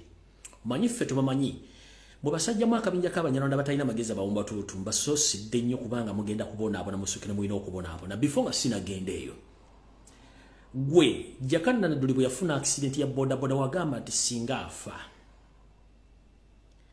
Ennaku zino otambula ba SFC n'abasemwaye era okulagana nabo kubanga oli state agent. What if ng'ekibinja ekyo gwali kisindise kitte Jakana Nadduli? What if singa gwa sindika ekibinja kitte Jakana Nadduli n'atafa? So you came at the court to prove yourself that the man was thoroughly beaten. Wazze ku court okuprovinga nti abamu kubanga bo basasula. Nkiddamu. Obadde omulako media nga bamuleeta ebifaananyi biri tebitegereka kunojja ku court okuprovinga nti bewasasula omukuba bulungi nnyo. Tewakomya okwo. Ng'oyambadde bulungi onyokedde weefundikidde olinga kapiso ya bikulu okusokubya ekikalu wennoonyumye. N'oyita bannamawulire n'obabuuzaako n'obagamba ndi wano okuwa ekiragiro okwogera ebigambo ebisembayo n'okulabula buli muntu yonna ayogera ku Banyarwanda nti mulekerawo twogerako bubi kubanga tulina interest zaffe mu ggwanga. As who? You are who in Uganda? You pretend to be a politician but you are not a politician. You pretend to be a motivational speaker but you are not a motivational speaker because you too, you need to be motivated. because you lack entities and integrity to talk about issues in Uganda. One, you failed to take care of your daughter, who came out publicly and addressed to the public. Katoina capacity mwenza kuimira kubuli abantu nsonga za gwanga. You can't even manage a lame woman. Tosobola ku managing nakanako koina ko kakali kuyambulire gwanga. Uganda badde ine bizibu enkuba tetonya emmere yakale bintu bya bei sukali alinye kumbe kalo kato yambulire bisirani kabunu ko yambula bo yambuzi kimusobola ekyo nga gwe tosobola kulafuza mwana. Wenyini wetaga to be motivated oli awo siri wala busiri. Wagambi you must protect your interest in Uganda. Let me ask you one simple thing. Mukulu, which interest are you talking about? Aren't you a Ugandan? Ogabe mwino protect your interests. What are your interests in Uganda as Gashumba? What are your interests? Ngagwe. Kubanga fena tumainti, if I'm holding a United National Identification and Passport, ndimuna Uganda. So before you come on television to attack someone, to talk bogus, please first identify yourself with proof that you were Rwandi. One, togenda nga ko Rwanda dawe kubye kifananye ngoli Rwanda. That means you are not a Rwandi, you are Ugandan. Togenda ko Rwanda ko TV kebe radio no yogera kigambo kyonna kya Rwanda kubanga oli muna Uganda. So wesiwaza bakusiriwaza wayika Windows. You are holding a Ugandan national passport and the Ugandan national identification as a Ugandan. Your nationality, you were Ugandan, not a Rwandi. So simanyi gubusiriwo. Nyoko bwe yali akubutuza, yamala kusalira byayi, yakukojo wako, omusula lugenda mbwongo ng'otegeera oyosa oba kiki. Passport gy'olina ya Uganda. Enanga muntu ina ya Uganda. Tosobola nakola program ya 1 hour ku TV oba ku radio ng'oyogera Olunyarwanda. Tolusobola. Nekwe mentality yo eneyente ekulosa ndi Munyarwanda. Since when? Watch tugende Rwanda yogera motivation speaks. Watch tugenda Rwanda no yogera motivation speaks zo yogera ano zo tubulya mu motivation speaker. Rwanda bayina TV bayina radio. What happened? Bobo lyanga you are not safe. And you are not comfortable in Uganda. Apply for Rwandan citizenship. Bajja kuwa. Lekera okwebuzabuza nga afukana aba. Olide passport you know it means Ugandan. Bera nature yagala ensiba kuzalidde. Neko gambo ina interest zo zichi interest kizo ina mu Uganda mukuru. No gambo wagambe nadduli. No syndicate message eri abogerera abanyarwanda. Kati mukuru njala kugamba. Gwa muntu wanga bagenda okusoka okudduka nga Museveni avuddeko nabata navaako lulanga kigenda kuyiko genda kudduka nenga nejeddukira tosobola yo oli munafu nnyo ng'omukka gw'ennyuma. I'm sorry to mention because you can do nothing. Mu myaka ndozanga 10 bebe kwafuna passport ya America ufuna visa America nogera mu America tewasobola dokukola omulimu wadde for 2 months walemwa n'ogenda nga tosobola. So mu kifo ky'okweyagalira mu Uganda no making sure tubira mu Uganda fenna ate ogezaako gitabangula nti to the extent government wekyuka ojja kudduka weka nenga lejola tosobola ina tona kintu kyosobola kukola nga tona kintu kyosobola kukola kubanga tosobola bulaya omanyidde ku fero ntibafera. Kati please tereze engalabiyo tereze ntwingiriyo ng'oyogera ebigambo abantu balina okuwulya. Ekigambo kiri kyenjogedde munansonyiwa kubanga kana akasajja kanafunyo kamanyira kufera. Kati mukuru before nga tonda yogira bigambo bikyamu ku muvubuka gwe bayita Jakala Nadduli n'abantu abalambo bawoninze balekera okwogera ku Banyarwanda. Njagala ogende ku TV oyogera Olunyarwanda for 1 hour atolete identification ye Rwanda ng'oli Munyarwanda ne passport ye Rwanda ng'oli Munyarwanda. Bwe kiba si kyekyo tuzaako wansi entwingiriyo. Wagambe Nadduli waddamu okwogera ogenda mukola ki? Era message yisindikirani? Gwe Baganda wone bakuzana bali polite nnyo, they will behave nesimanyi gwe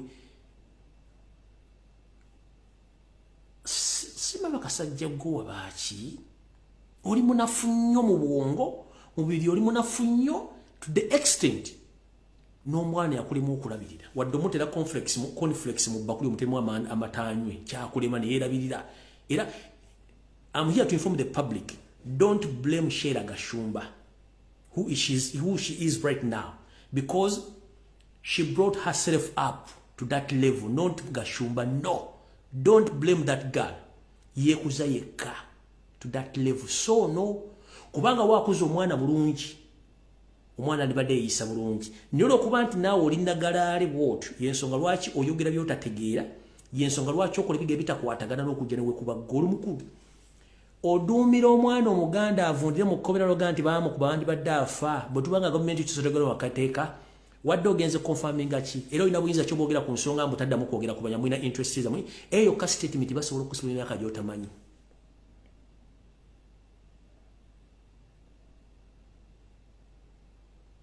Statement gye wakoze ng'ozze ku witnessinga ku kkomera n'ogamba tebaddamu passport gy'olina ya Uganda. Beera n'ekyo ky'olina oli Munnayuganda. Kuba constitution etugamba bweti. Munnayuganda yenna azaalibwa mu Uganda. Era abeera n'ebyogera nga bya Uganda. Era ffenna tuli Bannayuganda. Naye ggwe okuva n'ogamba nti mulina interest zammwe mmwe nga baani. Odde ku mwana omuganda omusiige ettomyo oyagala afe mu nsi kujja gye bamuzaala gwe ngaani? Gwe ngaani? Gwe ngaani mukulu? Ekizibu kyonna kiri ekizibu eki. Kuba wagula amayembe sitaani gwe wateeka mu nnyumba gw'otakkiriza mukazi yenna kujja mu nnyumba yo. Nolowooza nti Katonda takulaba, Katonda akuvaamu n'akulekera amayembe gakufuge. The moment kasita bwegana Katonda sitaani ajja kukozesa. The extent ajja kula n'ebisiyaga gwe. Kasitaani ajja kula n'ebisiyaga nze nkubuulya. Kasita ova Katonda sitaani ajja kula n'ebisiyaga kubanga asobola. Naye weegendeza musajja gwe. Empana gy'otadde kujja Canada. Nze nagamba totegana, guba oyagala nsanga wano wendi. Nagamba totegana. Ate empana gy'otadde kujja Canada dduli. Kugwe naye kujja kuba akakola munne ekibi. Statement gye wakoze giddamu. Kugwe nejja Canada nadduli. Kujja kuba akakola munne ekibi ekyo nkikubule. Kasita wazze n'oyogera ebigo by'oyogedde ku kooti n'oyita bannamawulire ebigo by'oyogedde kuggwe nejja Kana kulikajjo kujja kulika agenda okukola munne ekibi. Kubanga wasusse woyina okukoma. Omuntu bw'ayogera ekituufu kiba kitegeeza ayogedde ekituufu. Kati gwe bw'ojjayo obusiiwo n'ojjayo that's why mwenda abantu abali beebuuza what happened in Rwanda 1994. The reason is bana basajja they can't reason but they can kill. Kubanga gwe musayi gwawe. Bwoliza ebigambo Gashumba bya kyokka bamuzala mu Uganda. N'owulira ebigambo byayogera tebyawukanako na bali batemaka kyovula beetema bonna ne beemalawo. Which is impossible in Uganda. Kuba ffe tusobola okwogera tukkizanya abantu. Ne if omuntu najja naga singa yafa, singa baamutta. Tukitegeera tutya nti gwe kenyini wali mu lukolo amutomeza boda ng'oyagala mmotta. Era wazze ku kooti okumanya baamukuba batya. N'otukwogera ebigambo ng'owooninga omwana omuganda ali ku ttaka lya bajjajja be nti taddamu kwogera ku nsonga z'Abanyarwanda mulina interest. Which interest? Kati awo ngenda kuvaawo sigenda kulwako. Naye njagala oddemu oyogere ng'oyogera n'ensi. Ng'oyogera ebigambo ng'olina passport ya Rwanda oba endagamuntu ya Rwanda olw'okwogera interest z'Abanyarwanda mu Uganda. Njagala odde ku radio ng'oyogera olina passport ya Rwanda n'endagamuntu ya Uganda ya Rwanda. Naye oba okutte passport ya Uganda ng'oli muna Uganda. Stop your nonsense. We are all Ugandans. We hold the same passport, the same national identification. To prove me wrong, gende Rwanda ku TV. Okolereyo speeches obadde okulya mu Uganda. Then tujja kutegeera. Kati omukulu ono, message eno badde Sarah gizanya. Naye omwami ono gomula mu kifaananyi kino. Message eno enkutteko nnyo. Omukulu ono y'ono. Badde Sarah nnyo mu makulu naye omukulu ono gomulaba yakwata omwana y'omu ku ba agent bamuyita Umaru. Y'omu ku ba agent abali mu ggwanga erya Dubai. Mukulu ekikolwa kino oba tewakikola nja kujja nkwetondere. Ekifaananyi ky'omukulu bamuyita Umaru, agent ali Dubai. Voice note gyengenda okuzanya ya mwana muwala complaining nti yamutukusako gw'obulisa maanyi n'amusiga ekirwadde kya siriimu. Naye gwe mwami gwe wakola ekintu kino wakikola mu bukyamu era mu mutima mubi. Naye obanga tewakikola with the proof nja kujja nkwetondere ne as currently ku buli mbu omwana bwalita mungenda kuzanya voice note eno n'ekifaananyi kino kanjizanya mugiwulire era ne message njagala gende bana Uganda mwenna bali mu Dubai abaana abobuwala mwegendereze nnyo abaana abobuwala abasajja bangi balina omuzimu gwa dakika 10 baguyita 15 minutes ghost guli kuba musajja yenna atana gyagenda kutwala atana kyagenda kuwa customer ekizibu kyenga agenda ne mufe ku bulamu bwammwe era ekizibu kibeera bwe kiti bw'ogamba nti nedda ebere nedda tokozesa nedda naye ng'ate w'ogyogeredde okyayimiridde nkiddamu omwana wonna obuwala w'oli mu nsi bw'obanga ogaye musajja nti nedda mugambe nedda otambule ove mu kifo okyogeredde bw'oyogera ekigambo nedda n'osigala w'oli ng'okyogedde kitegeeza yo omusajja mu bwongo bw'atwala nti nedda y'abakazi yeesi y'abakazi bw'ogambanga ekigambo nedda kitegeeza ogaanye era w'okyogeredde vaawo to prove yimu nti ogaanye but the moment kasita ogamba nedda n'osigala mu feesi y'omusajja w'omugambidde omusajja yalowooza nti okkiriza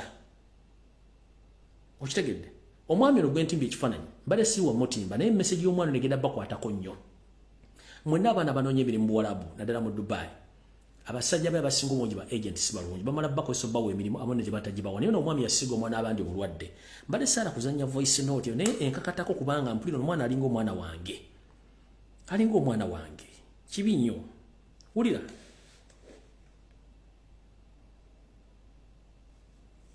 You people be careful.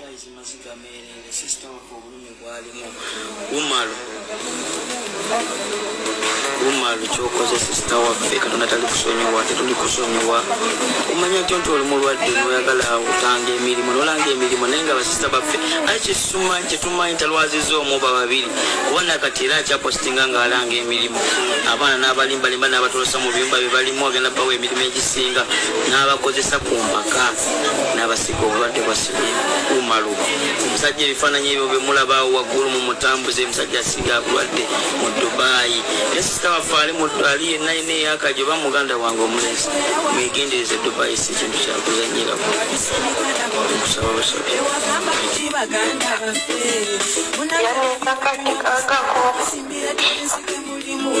nkozesa amala okukozesa nefuna obulumi obuyitirivu nempulira ng'omuntu gwe bayiridde kamulali so kati sina muntu mulala oyo yekka Umalu omutima gwange gwe gusibiddeko sayagala musajja mulala Dubai sina musajja gwe nalinzemu okwagala okulyako oyo yekka sina mulala Umalu yayanziga agasawazira ne bwe munoonya nsimulaba lita Umalu yayanziga obulwadde kibi nnyo sina musajja era gwe ndagagala Umalu obuto obulumi obutagenda wona kyokka bamugobye ku mulimu omusajja yali wano e Dubai kuba omwana yava e Uganda giri myezi 2 nga mulamu yakola ne medical nga mulamu naye yono gali gwe yebaka naye wano e Dubai yamusiiga obulwadde kuba Uganda yamalayo only for 3 weeks n'akomawo e Dubai ate talina musajja gwe yebaka naye yebaka nono gali and the guy is in Dubai ekisukira ku kifaananyi ky'omusajja asinikira ku kifaananyi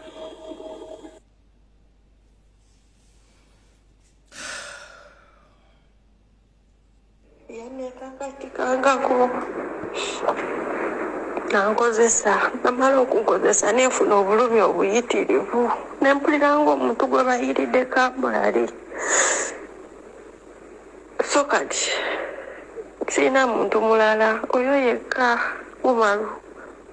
Umalu omutima gwange gwe gusibiddeko sayagala musajja mulala Dubai sina musajja gwe nalinzemu okwagala okulyako oyo yekka sina mulala Umalu yayanziga agasawazira ne bwe munoonya nsimulaba lita Umalu yayanziga obulwadde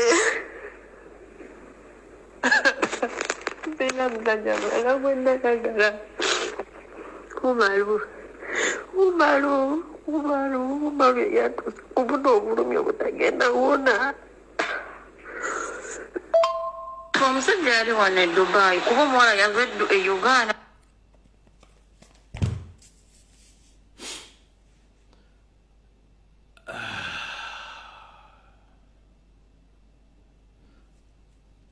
Omukulu oyo ekifaananyi kibalaze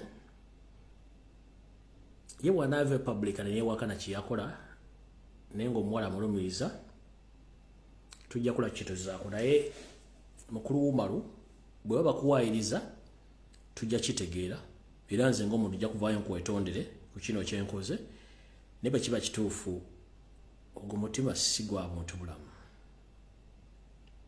Omwana ono si yakusiga siriimu.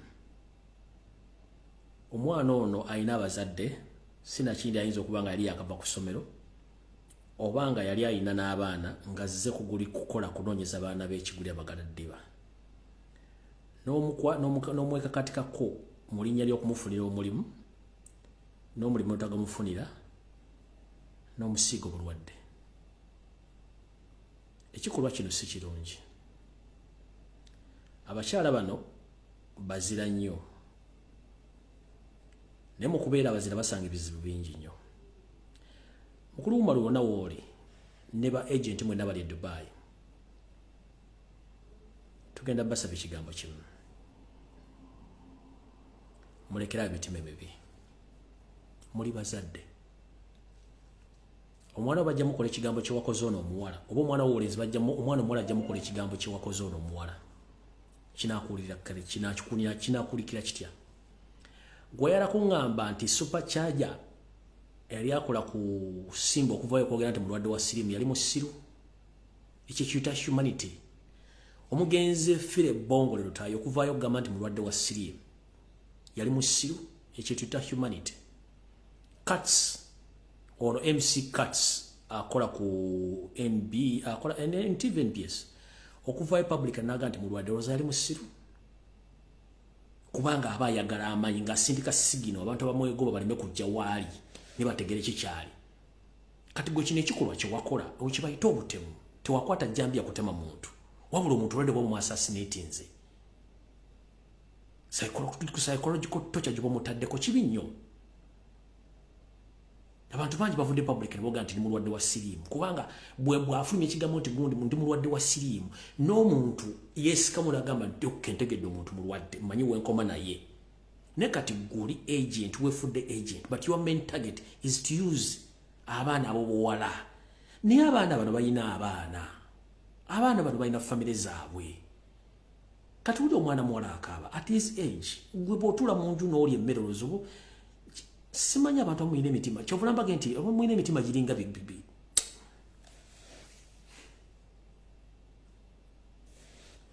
Omuntu bw'omugamba nti ndi kino omuntu ategeera than keeping quiet mu n'omusiiga ng'omanyi. In fact ogwo musango okusiiga omuntu obulwadde intentionally musango.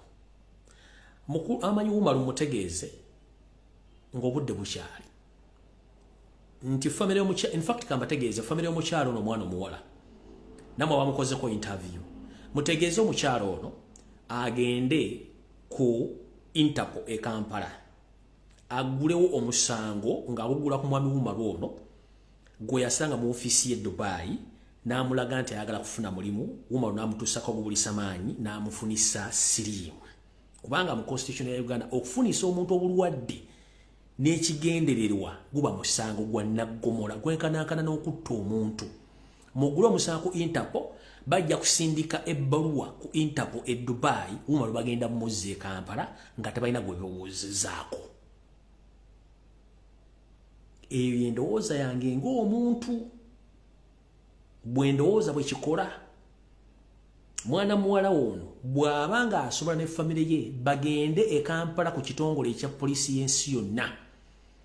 Omwana ono awe statement ajuwe Interpol. Interpol egenda kusindika ebbaluwa bakuntumye egisindikire Interpol ya Dubai. Ono Umaru ajja kubeera e Kampala bamuvunaana omusango ogw'okusiiga omuntu obulwadde n'ekigendero eky'omutta.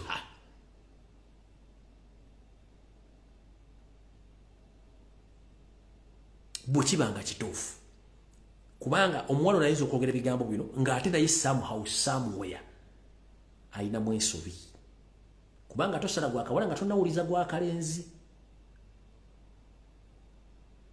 Uganda tukimanya amateeka tegaliyo ne buli kimu tukigezaako. Buli kimu tukigezaako ne kigaana bugaanyi. Togamba nteri mateeka nolemu okukola ky'olina okukola. Bajja kubuuza wawaako ludda wa nti si waaba kati kitegeeza tolina musango. Ne bw'owaaba n'oba n'obujulizi obulaga nti wawaaba kiba kitegeeza nti osobola okuprovinga omuntu nawaaba ne bannemesa.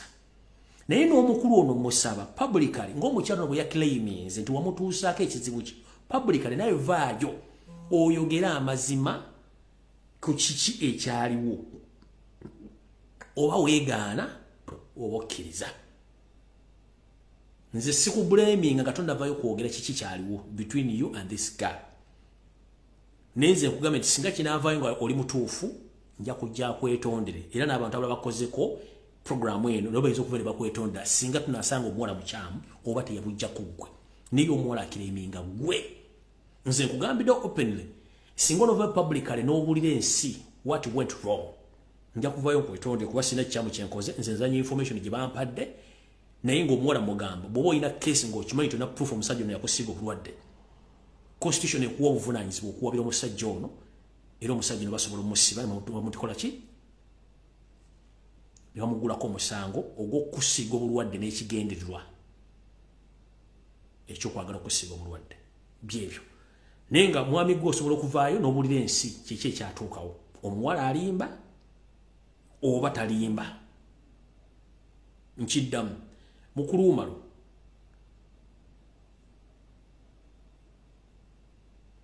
vaayo weewozeeko ku nsonga zino ensi etegera esayidi yo bw'onoosirika obusirisi kiba kitegeeza omuwala aba awangudde.